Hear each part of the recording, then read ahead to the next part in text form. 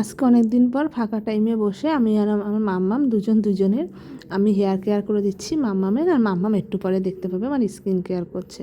তা মাম্মামের মাথায় প্রায় 10-12 দিন মতো ভালো করে তেল দেওয়া হয় না, তাই আমি সিটি করে করে মাম্মামের মাথায় ভালো করে তেল দিয়ে দিচ্ছি আর মাথাটা ভালো করে ম্যাসাজ করে দিচ্ছি। মাম্মামের খুব আনন্দ লাগছে। আর মাম্মাম আমাকে বলছে যে মামুনি তুমি এইভাবে আমার মাথা ম্যাসাজ করে দেবা, হ্যাঁ। ভালো করে দেখো চুলে তেল দিয়ে দিয়েছি, তেল দিয়ে ভালো করে এই হেয়ার ম্যাসাজ করে দিয়েছি। আর এদিকে মাম্মাম বসে আছে কতক্ষণ আমার ফেস ম্যাসাজ করবে। মাম্মামের খুব ইচ্ছা আমার ফেসিয়াল করে দেওয়ার। মাম্মামকে তো আমি তেল দিয়ে দিয়েছি সারা মাথায়। আর এদিকে দেখো মাম্মাম আমার ফেস ম্যাসাজ করে দিচ্ছে, ক্রিম ছাড়া ফেস ম্যাসাজ হচ্ছে। আর মাম্মাম বলছে এবার আর পার্লার টার্লারে যেতে হবে না, মাম্মামই ফেসিয়াল করে দিতে পারবে।